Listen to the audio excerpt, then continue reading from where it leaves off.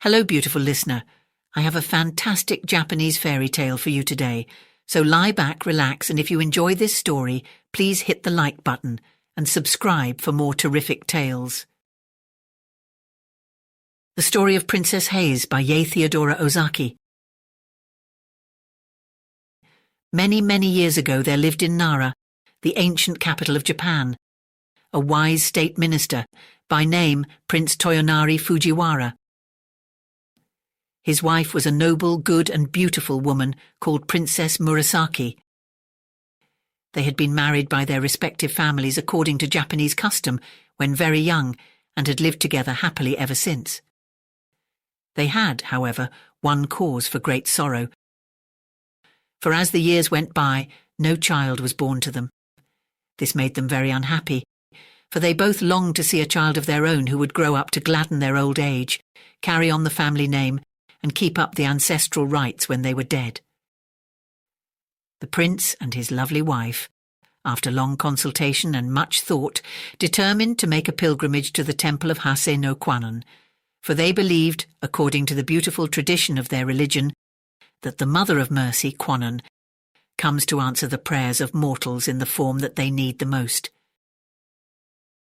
Surely after all these years of prayer, she would come to them in the form of a beloved child, in answer to their special pilgrimage, for that was the greatest need of their two lives. Everything else they had that this life could give them, but it was all as nothing because the cry of their hearts was unsatisfied. So the Prince Toyonari and his wife went to the temple of Kwannon at Hase, and stayed there for a long time, both daily offering incense and praying to Kwannon, the Heavenly Mother, to grant them the desire of their whole lives. And their prayer was answered. A daughter was born at last to the Princess Murasaki, and great was the joy of her heart. On presenting the child to her husband, they both decided to call her Hase Jaime, or the Princess of Hase, because she was the gift of the Kwannon at that place. They both reared her with great care and tenderness, and the child grew in strength and beauty. When the little girl was 5 years old, her mother fell dangerously ill, and all the doctors and their medicines could not save her. A little before she breathed her last, she called her daughter to her, and gently stroking her head, said, "Haseheim, do you know that your mother cannot live any longer? Though I die, you must grow up a good girl. Do your best not to give trouble to your nurse or any other of your family. Perhaps your father will marry again, and someone will fill my place as your mother. If so, do not grieve for me, but look upon your father's second wife as your true mother, and be obedient and filial to both her and your father. Remember when you are grown up to be submissive to those who are your superiors, and to be kind to all those who are under you.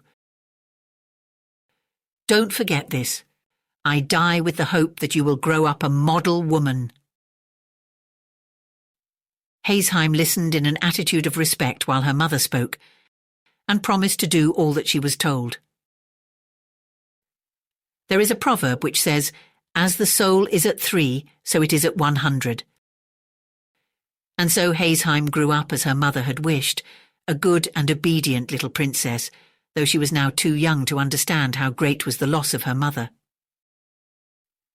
Not long after the death of his first wife, Prince Toyonari married again, a lady of noble birth named Princess Terute. Very different in character, alas, to the good and wise Princess Murasaki. This woman had a cruel, bad heart. She did not love her stepdaughter at all, and was often very unkind to the little motherless girl, saying to herself, "This is not my child, this is not my child." But Haseheim bore every unkindness with patience, and even waited upon her stepmother kindly, and obeyed her in every way, and never gave any trouble. Just as she had been trained by her own good mother, so that the Lady Terute had no cause for complaint against her. The little princess was very diligent, and her favourite studies were music and poetry. She would spend several hours practising every day, and her father had the most proficient of masters he could find to teach her the koto Japanese harp, the art of writing letters and verse. When she was 12 years of age, she could play so beautifully that she and her stepmother were summoned to the palace to perform before the emperor. It was the festival of the cherry flowers, and there were great festivities at the court. The emperor threw himself into the enjoyment of the season and commanded that Princess Hase should perform before him on the koto, and that her mother, Princess Taruta, should accompany her on the flute. The emperor sat on a raised dais, before which was hung a curtain of finely sliced bamboo and purple tassels, so that His Majesty might see all and not be seen, for no ordinary subject was allowed to look upon his sacred face. Hase was a skilled musician, though so young, and often astonished her masters by her wonderful memory and talent. On this momentous occasion she played well, but Princess Tarut, her stepmother, who was a lazy woman and never took the trouble to practice daily, broke down in her accompaniment and had to request one of the court ladies to take her place. This was a great disgrace, and she was furiously jealous to think that she had failed where her stepdaughter succeeded. And to make matters worse, the emperor sent many beautiful gifts to the little princess to reward her for playing so well at the palace. There was also now another reason why Princess Tarut hated her stepdaughter, for she had had the good fortune to have a son born to her, and in her inmost heart she kept saying, "If only Hase were not here, my son would have all the love of his father."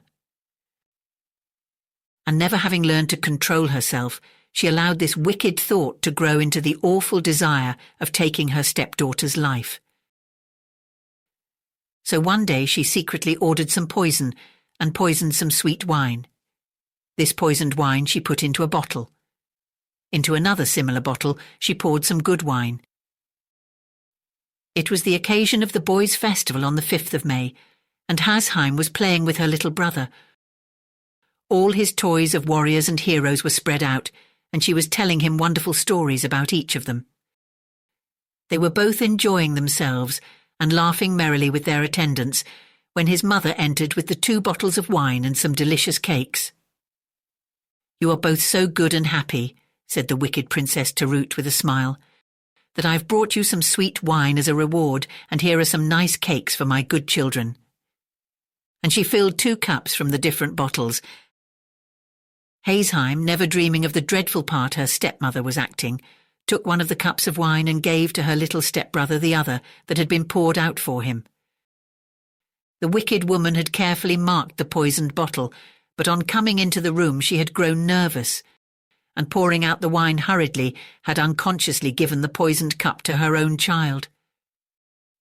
All this time she was anxiously watching the little princess, but to her amazement no change whatever took place in the young girl's face. Suddenly the little boy screamed and threw himself on the floor, doubled up with pain. His mother flew to him, taking the precaution to upset the 2 tiny jars of wine which she had brought into the room, and lifted him up. The attendants rushed for the doctor, but nothing could save the child. He died within the hour in his mother's arms. Doctors did not know much in those ancient times, and it was thought that the wine had disagreed with the boy, causing convulsions of which he died. Thus was the wicked woman punished in losing her own child when she had tried to do away with her stepdaughter. But instead of blaming herself, she began to hate Hase more than ever in the bitterness and wretchedness of her own heart, and she eagerly watched for an opportunity to do her harm, which was, however, long in coming. When Hase was 13 years of age, she had already become mentioned as a poetess of some merit. This was an accomplishment very much cultivated by the women of old Japan, and one held in high esteem. It was the rainy season at Nara, and floods were reported every day as doing damage in the neighbourhood. The river Tatsuta, which flowed through the imperial palace grounds, was swollen to the top of its banks, and the roaring of the torrents of water rushing along a narrow bed so disturbed the emperor's rest day and night that a serious nervous disorder was the result. An imperial edict was sent forth to all the Buddhist temples, commanding the priests to offer up continuous prayers to heaven to stop the noise of the flood. but this was of no avail. Then it was whispered in court circles that the Princess Hase, the daughter of Prince Toyonari Fujiwara, second minister at court, was the most gifted poetess of the day, though still so young, and her masters confirmed the report. Long ago, a beautiful and gifted maiden poetess had moved heaven by praying in verse, had brought down rain upon a land famished with drought. So said the ancient biographers of the poetess Ono no Kamachi. If the Princess Hase were to write a poem and offer it in prayer, might it not stop the noise of the rushing river and remove the cause of the imperial illness? What the court said at last reached the ears of the emperor himself, and he sent an order to the minister Prince Toyonari to this effect. Great indeed was Haseheime's fear and astonishment when her father sent for her and told her what was required of her. Heavy indeed was the duty that was laid on her young shoulders, that of saving the emperor's life by the merit of her verse. At last the day came and her poem was finished. It was written on a leaflet of paper heavily flecked with gold dust. With her father and attendants and some of the court officials, she proceeded to the bank of the roaring torrent, and raising up her heart to heaven, she read the poem she had composed aloud, lifting it heavenwards in her two hands. Strange indeed it seemed to all those standing round. The waters ceased their roaring, and the river was quiet in direct answer to her prayer. After this, the emperor soon recovered his health. His Majesty was highly pleased, and sent for her to the palace and rewarded her with the rank of Chinjo, that of Lieutenant General, to distinguish her. From that time she was called Chinjo Haime, or the Lieutenant General Princess, and respected and loved by all. There was only one person who was not pleased at Haseheime's success. That one was her stepmother. Forever brooding over the death of her own child, whom she had killed when trying to poison her stepdaughter, she had the mortification of seeing her rise to power and honour, marked by imperial favour and the admiration of the whole court. Her envy and jealousy burned in her heart like fire. Many were the lies she carried to her husband about Haseheim, but all to no purpose. He would listen to none of her tales, telling her sharply that she was quite mistaken. At last the stepmother, seizing the opportunity of her husband's absence, ordered one of her old servants to take the innocent girl to the Hibari Mountains, the wildest part of the country, and to kill her there. She invented a dreadful story about the little princess, saying that this was the only way to prevent disgrace falling upon the family, by killing her. Katoda, her vassal, was bound to obey his mistress.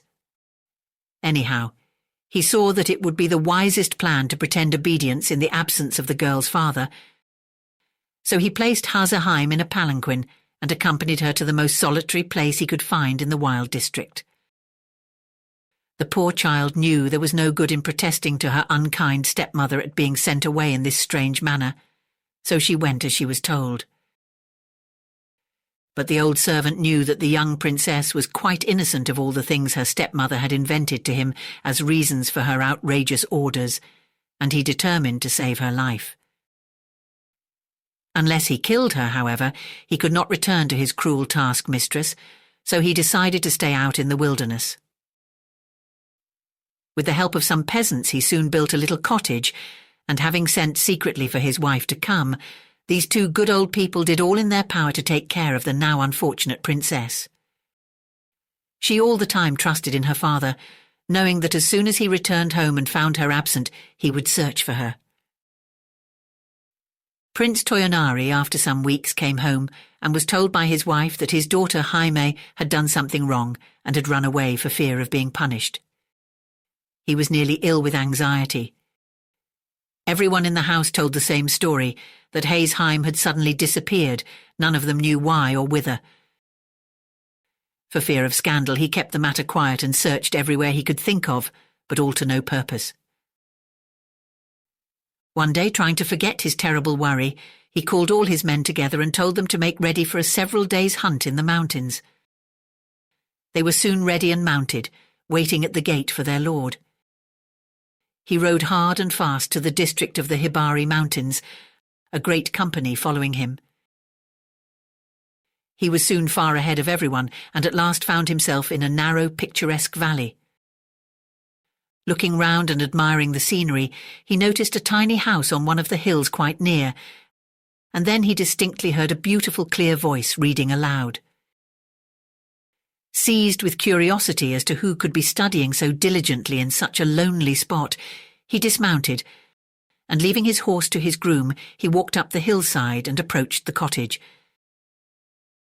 As he drew nearer, his surprise increased, for he could see that the reader was a beautiful girl. The cottage was wide open, and she was sitting facing the view. Listening attentively, he heard her reading the Buddhist scriptures with great devotion. More and more curious, he hurried on to the tiny gate and entered the little garden, and looking up beheld his lost daughter Hase. She was so intent on what she was saying that she neither heard nor saw her father till he spoke. "Haseheim," he cried, "it is you, my Haseheim." Taken by surprise, she could hardly realize that it was her own dear father who was calling her, and for a moment she was utterly bereft of the power to speak or move. My father, it is indeed you, oh my father," was all she could say, and running to him she caught hold of his thick sleeve and burying her face burst into a passion of tears.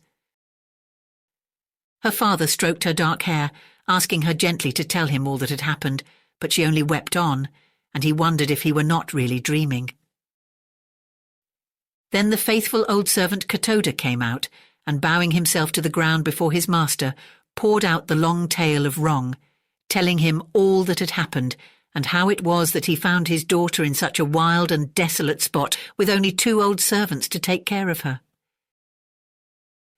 The prince's astonishment and indignation knew no bounds. He gave up the hunt at once and hurried home with his daughter. One of the company galloped ahead to inform the household of the glad news, and the stepmother, hearing what had happened, and fearful of meeting her husband now that her wickedness was discovered, fled from the house and returned in disgrace to her father's roof, and nothing more was heard of her.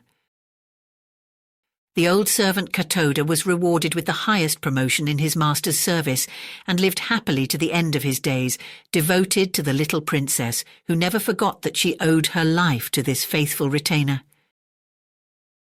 She was no longer troubled by an unkind stepmother, and her days passed happily and quietly with her father.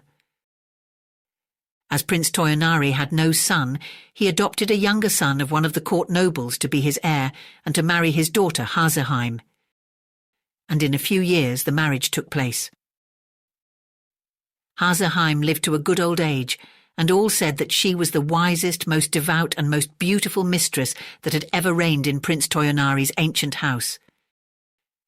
She had the joy of presenting her son, the future lord of the family, to her father just before he retired from active life. To this day, there is preserved a piece of needlework in one of the Buddhist temples of Kyoto. It is a beautiful piece of tapestry, with the figure of Buddha embroidered in the silky threads drawn from the stem of the lotus. This is said to have been the work of the hands of the good Princess Hase. Thank you for listening. I hope that you enjoyed this story, and if you did, please hit that like button to help share it with others. And don't forget to come back soon for another terrific tale.